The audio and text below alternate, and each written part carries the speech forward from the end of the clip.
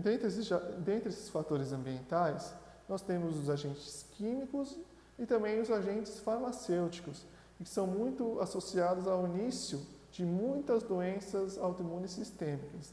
Então, nós temos como exemplo as toxinas, como o cloreto de mercúrio e também o cloreto de polivinilo, que eles podem precipitar nefrites imunes, né? Então, eles podem atingir o rim e podem gerar uma doença, né? E nessa precipitação, eles podem estar também associados à esclerose sistêmica e alta anticorpos, além também de poderem estar relacionados ao lúpus eritematoso sistêmico. Outra causa muito importante para o desenvolvimento de doenças autoimunes é o tabaco. Ou seja, fumar, se você é um indivíduo que você fuma e você tem uma predisposição genética ao desenvolvimento de uma doença autoimune, com certeza a sua chance de desenvolvimento dessa doença vai aumentar e muito. E muito. Outros fatores presentes, nós temos aqui a exposição à poeira sílica, também nós temos outras toxinas que também podem contribuir para o desenvolvimento das principais doenças autoimunes, como a artrite reumatoide, o lúpus eritematoso sistêmico, a doença de Graves ou também a escleroderma, né, que é a esclerose que corresponde à esclerose sistêmica. Outro fator muito importante, e ele é muito importante principalmente para explicar o porquê que a incidência das doenças autoimunes, o porquê das incidências em doenças autoimunes serem maiores em mulheres do que em homens, né? Por quê? Porque a diferença do nível hormonal é um fator que pode explicar essa diferença, é um fator que pode explicar o porquê dessa incidência aumentada. Tem influência principalmente no desencadeamento de artrite reumatoide, lúpus e esclerose múltipla. A severidade dessas doenças autoimunes também podem estar associadas aos hormônios sexuais, sendo que é relatado em muitos estudos que a severidade dessas doenças diminuem durante a gravidez. Né? Por quê? Os níveis hormonais, eles podem influenciar tanto a resposta TH1, né, que é aquele linfócito T auxiliar, que vai estar mais relacionado com o auxílio, que vai estar mais presente no auxílio aos linfócitos T citotóxicos para eliminar aquela célula, e também podem influenciar na resposta TH2, que são aqueles linfócitos que vão estar mais presentes no auxílio ao desenvolvimento da resposta humoral, ou seja, na produção de anticorpos. Então, durante a gravidez, o normal é que os níveis hormonais, né, da mulher vão estar alterados, e essa alteração desses níveis hormonais gera uma melhora da resposta TH2, né, ou seja, vai melhorar a produção de anticorpos e vai suprimir aquela resposta citotóxica, né? Então, aqui nós temos alguns exemplos de doenças que podem estar com a sua resposta alterada durante uma gravidez, né? Então, a severidade de artrites reumatoides e esclerose múltipla vai estar diminuída quando uma mulher está grávida. Por quê? Porque tanto a artrite reumatoide como a esclerose múltipla, elas estão mais associadas a uma resposta TH1.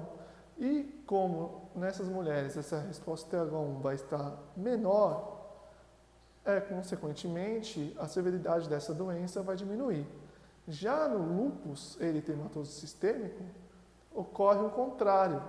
Como no lúpus, que é mediado principalmente por alta anticorpos, ele tem uma melhora da resposta TH2, o que acontece? Vai ter uma melhora na produção e secreção desses anticorpos, entre eles os autoanticorpos. Então, se você tem mais alto anticorpo, mais grave vai ser a sua resposta, tornando o lúpus assim uma doença bem perigosa numa situação de gravidez. Outros fatores ambientais que estão presentes, e aqui eu destaco, nós já destacamos os fatores hormonais, aqui eu vou destacar para vocês as infecções. Dentre os fatores ambientais, eu acredito que ele é o fator que está mais presente, que está mais envolvido no desenvolvimento, principalmente desses processos inflamatórios nessas doenças, né? Por quê? Porque as inflamações decorrentes das infecções vão atrair os linfócitos T autorreativos para o local que está ocorrendo a infecção, vai facilitar a ativação desses linfócitos, vai gerar uma melhora da resposta, vai gerar uma inflamação mais grave, vai gerar uma resposta mais grave. Né? Então, as infecções, elas têm diversos mecanismos, né? Sendo descrito na literatura que, além dessas infecções poderem atuar, assim como os hormônios, além dessas infecções poderem atuar no desenvolvimento dessas doenças autoimunes, contraditoriamente, é descrito na literatura que algumas infecções podem até prevenir a redução dessas respostas imunes. Como, por exemplo, foi associado em alguns estudos que a redução de infecções, ela aumenta, é descrito na literatura que essas infecções elas podem prevenir, além de elas poderem desencadear uma doença autoimune, elas também podem prevenir, contraditoriamente, elas podem prevenir uma manifestação autoimune. Só que esses mecanismos de prevenção ainda não é muito estudado, ainda não são muito entendidos, a gente não pode entender eles ainda de uma forma fácil para entender por que infecções podem levar ao desenvolvimento da doença autoimune, que até uma certa lógica, né, já que elas podem melhorar os processos inflamatórios, mas esses processos de prevenção ainda não são bem estudados. Alguns exemplos aqui de alteração da doença autoimune, né, desencadeamento da doença autoimune, nós temos aqui, por exemplo, que a redução de infecções aumenta a incidência de diabetes do tipo 1 e esclerose múltipla. E, como eu já disse, esses mecanismos de prevenção ainda não são esclarecidos, né? Só é estudado, só é entendido que algumas reduções de infecções aumentam diabetes tipo 1 e esclerose múltipla. O porquê a gente não sabe, mas, em geral, o aumento de infecções contribui para o aumento da incidência do desenvolvimento da doença autoimune. Então, uma ampla variedade de mecanismos vai estar presente para o desencadeamento dessas doenças, né? Sendo os mecanismos mais comuns o mimetismo molecular, que é quando um antígeno viral ele tem uma semelhança estrutural e proteica com um autoantígeno.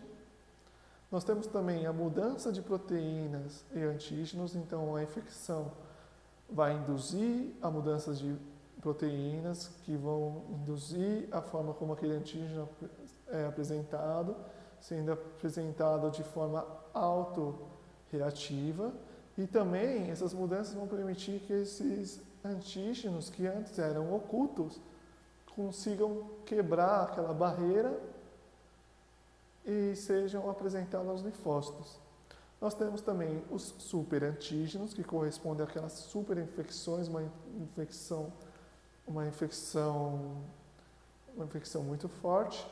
E também nós temos o bystander activation, que nós vamos ver agora detalhadamente como que ocorre cada um desses processos.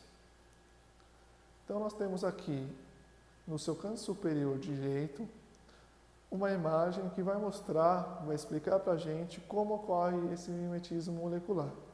E aqui, no canto inferior esquerdo, nós temos o exemplo de duas moléculas que correspondem a um mimetismo, né? Então, por exemplo, vamos supor que essa molécula na figura A seja um vírus.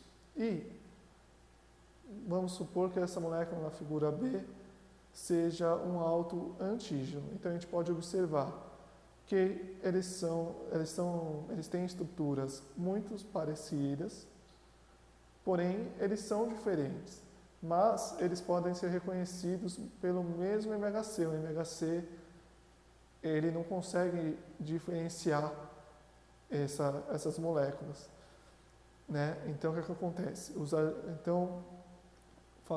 que acontece? Os antígenos infecciosos eles vão possuir elementos que são similares, né, em sequências de aminoácidos e de estrutura do antígeno próprio, e vai poder então desencadear uma resposta imune. O que acontece nessa resposta? O agente infeccioso ele entra no tecido, é capturado pela célula apresentadora de antígeno. Tá aí, até aí, ok. Quando essa célula apresentadora de antígeno captura esse agente infeccioso, essa célula que capturou ele pode ser uma célula que seja específica para autoantígenos. Porém, como ela confundiu esse agente infeccioso com um autoantígeno, ele vai apresentar esse agente infeccioso a um linfócito autorreativo. E quando esse linfócito T autorreativo é ativado, vai então gerar aquele dano ao tecido através dos linfócitos T, a resposta celular, e vai gerar a produção de autoanticorpos através dos linfócitos B, né? Então, isso é basicamente, de forma bem simples, como que ocorrem esses mecanismos de mimetismo molecular. Na apostila do curso, vocês vão ver todos esses mecanismos de uma forma mais detalhada, mas que talvez seja um pouquinho mais difícil de compreender. Mas com essa explicação, eu acho que estou tornando o entendimento de vocês mais fácil.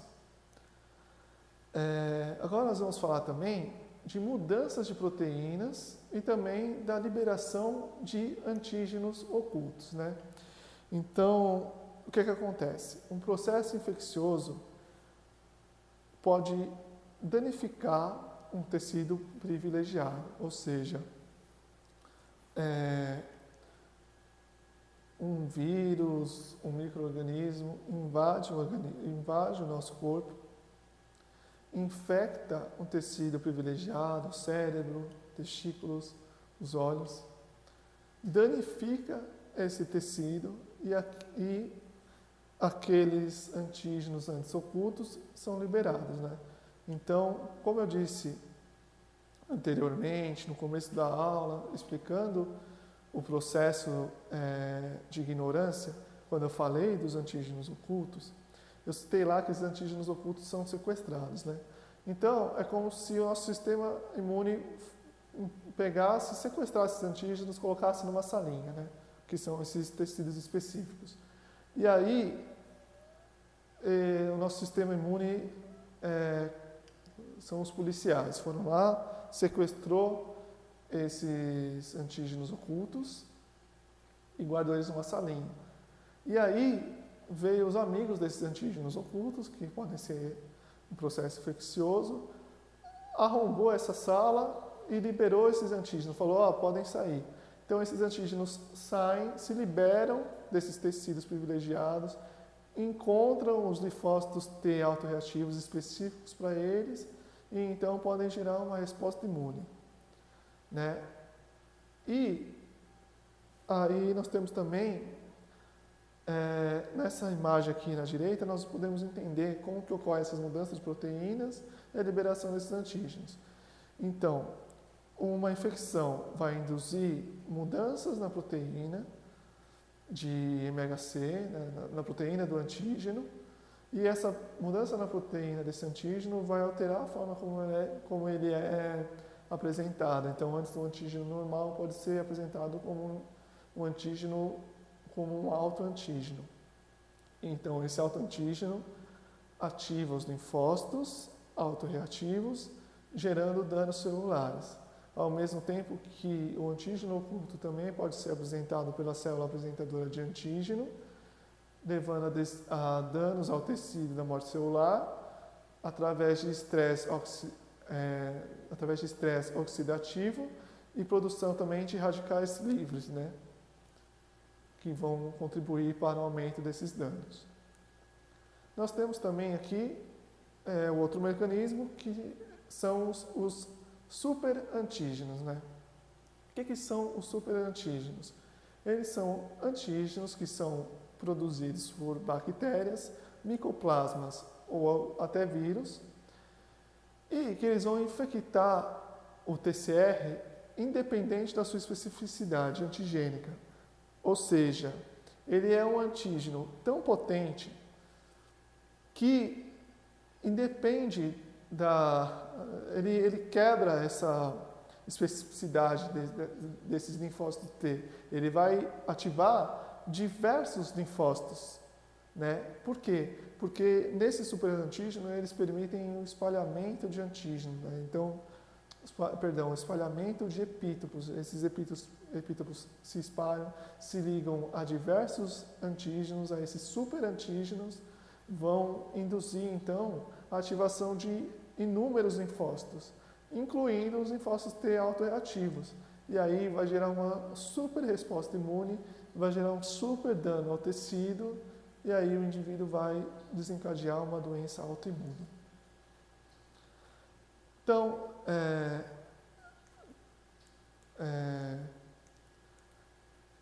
terminando agora esse processo dos superantígenos, nós podemos falar agora também do bystander activation, né?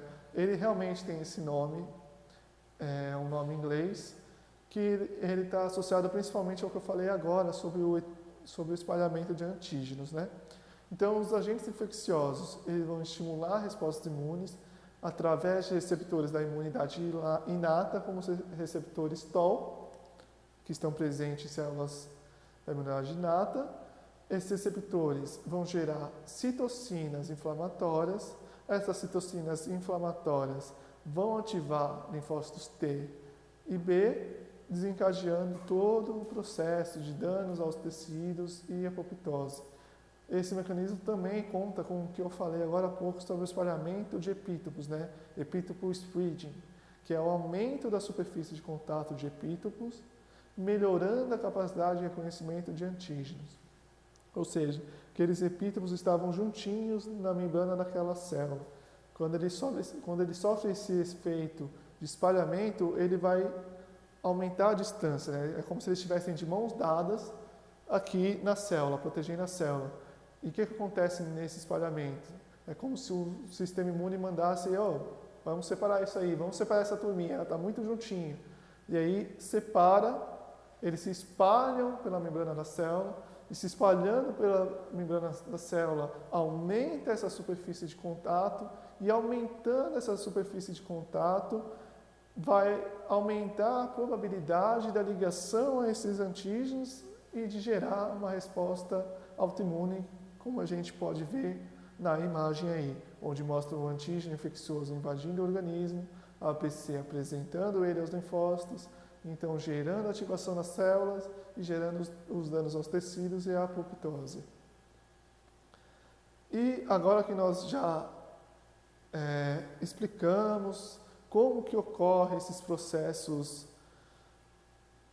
de autoimunidade, agora que nós já explicamos os fatores associados a eles, né, os fatores genéticos, os fatores ambientais, lembrando que não é possível só um fator ambiental desencadear uma doença autoimune. E também não é possível que só o fator genético, só ele desencadeie a doença autoimune. É preciso a colaboração de ambos.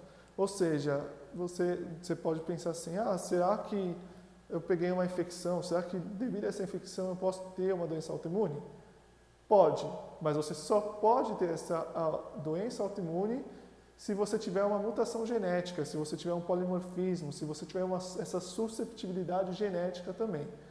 E aí, quando o indivíduo tem essa doença, essa susceptibilidade genética, e quando ele é exposto a diversos fatores ambientais, ele vai desencadear uma doença autoimune, que, como nós podemos ver nessa imagem, existem mais de 100 tipos diferentes de doenças autoimunes, né? Então, doenças que atingem a tireoide, doenças que atingem o cérebro, que atingem células sanguíneas, que atingem o trato gastrointestinal, que atingem o sistema nervoso, que atingem o pulmão, que atingem a pele, os músculos e também os ossos, e assim como tem doenças que atingem apenas um órgão, que são as chamadas doenças autoimunes órgão específicas, que nós podemos observar principalmente nas tiroidites, também tem aquelas doenças que atingem múltiplos órgãos, né? Aquela doença que atinge o pulmão, que atinge a pele, que o trato gastrointestinal, então ela pode atingir diversos órgãos, é uma doença sistêmica, uma doença autoimune sistêmica. E aqui nós podemos então falar dessas principais doenças autoimunes, né? Então, na apostila, e aqui eu citei as doenças autoimunes que eu considero as principais, né? E aqui nós podemos ver, então, dentre essas doenças, nós temos o lúpus eritematoso sistêmico, nós temos a síndrome de Sjögren, a artrite reumatoide e também nós temos a esclerose múltipla. Além disso, nós temos também a diabetes mellitus tipo 1, as tiroidites autoimunes, que é a tiroidite de Hashimoto e a doença de Graves, e também a esclerose sistêmica. Então, a partir de agora, nós vamos falar um pouquinho mais detalhadamente sobre cada uma delas, né? Como que ocorre essa doença autoimune, quando é que elas foram introduzidas, quando é que elas foram descobertas, e depois, mais para frente, nós vamos falar um pouquinho também sobre o FAN, que é o fator antinuclear, que é o principal exame que atua na pesquisa de autoanticorpos.